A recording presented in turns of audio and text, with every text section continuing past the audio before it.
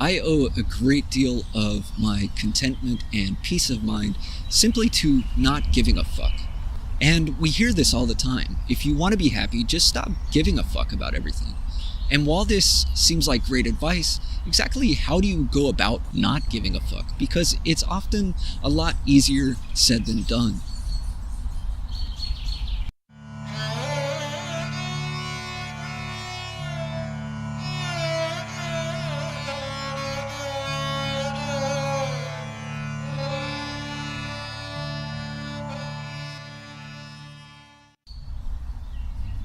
I think it's easy for us to understand how we would all be a whole lot happier in life if we just didn't give a fuck.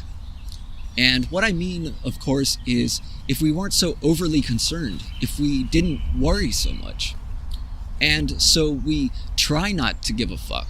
And maybe sometimes we act like we don't give a fuck. But if we're acting like we don't give a fuck, then really we're just acting. And probably deep down inside, we really do give a fuck. So how do we let go of that? Probably the best example of something that we do give a fuck about is what other people think of us, their opinions and judgments.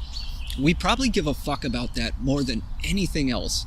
And if we didn't, we'd have a lot more freedom to be authentic and to do the things that we're truly inspired to do.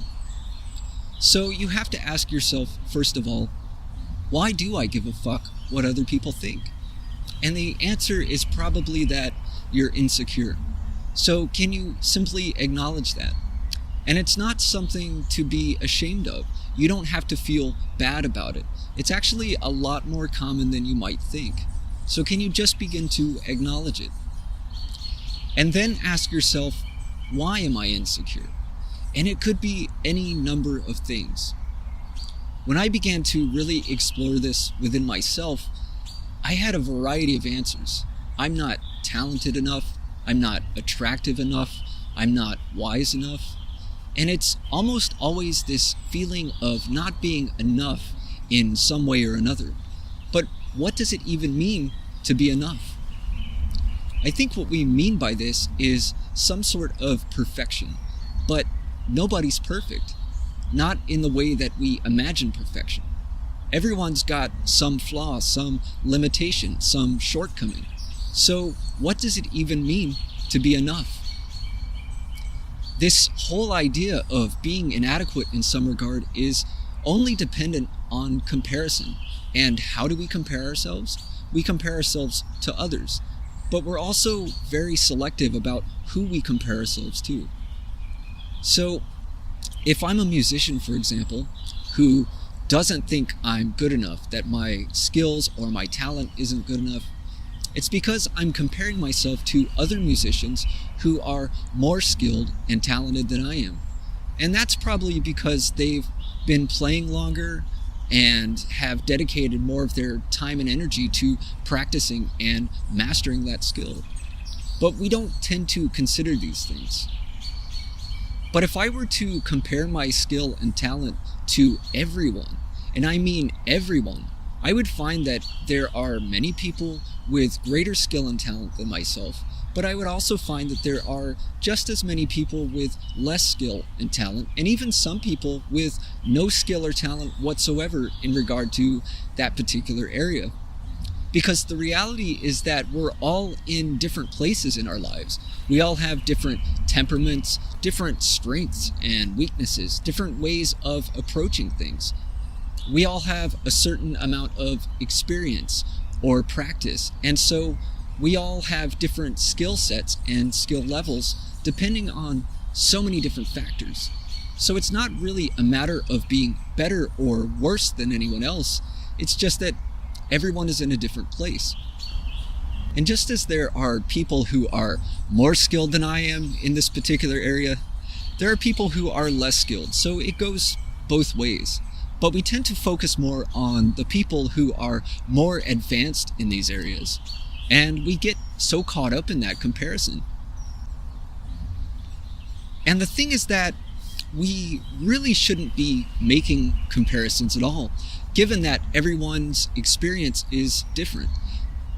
We shouldn't be comparing ourselves to people who are more advanced than we are, and we shouldn't be comparing ourselves to people who are less advanced either. We should simply acknowledge where we are in the context of our own lives. So even if we do feel compelled to make comparisons, really the only person that we should be comparing ourselves with is ourselves.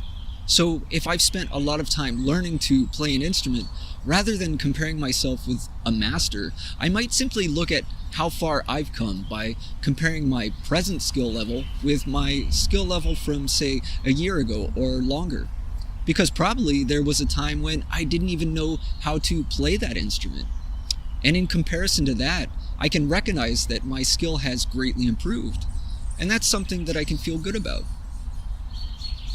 Now, I still may not be the most skilled or the most talented in that area, but that doesn't mean that what I have to offer isn't valuable. If someone has some gold and all I have is silver, that doesn't make the silver any less valuable. I'm not going to think to myself, this silver isn't gold enough and therefore it's worthless. Of course not, that would be ridiculous. It has its own value independent of the fact that someone else has gold. So whether what you have to offer is valuable or not has nothing to do with anyone else. It all really depends on whether or not you can see the value in it. And it doesn't have to be perfect to be valuable. You don't have to be perfect to be valuable. And this brings me back to this idea of what it means to be enough. Because again, we have a tendency to think that we're not enough in some regard. Well, the word enough means as much as what is required or what is sufficient. It doesn't mean absolute perfection, and it certainly doesn't mean excess. It just means a reasonable amount of something. And if we really look honestly at our skills and talents without comparing ourselves to others, we'll find that generally what we have to offer is reasonably sufficient. In other words, it's enough. Could it be better? Sure. There's always room for improvement. And even the most skilled people still have some room for improvement. In fact, there's probably no limit to how far you can improve upon something. So if you're trying to reach perfection, you never actually get there. All you do is drive yourself crazy trying. What I'm getting at here is that we need to shift our perspective of ourselves away from comparison to others, and away from being dependent upon other people's opinions of us, because their opinions are also based on these biased comparisons.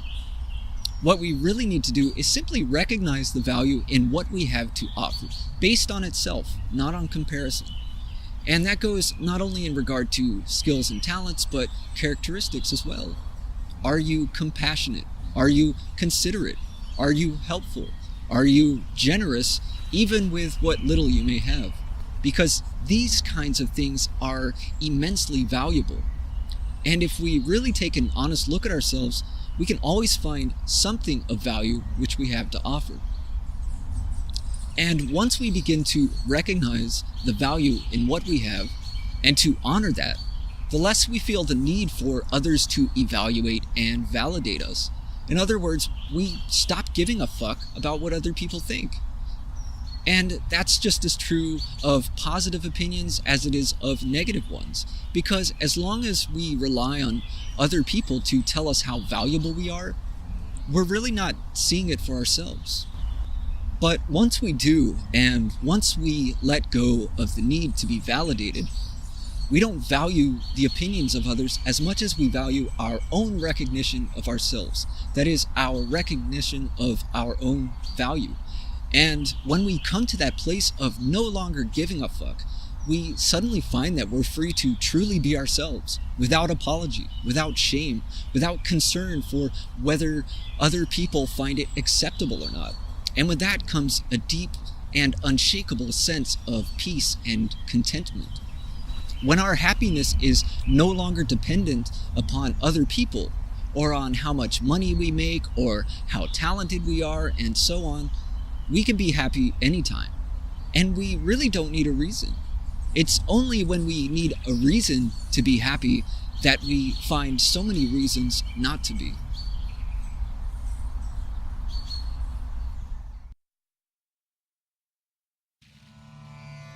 If you find this content valuable, don't forget to like, share, and subscribe.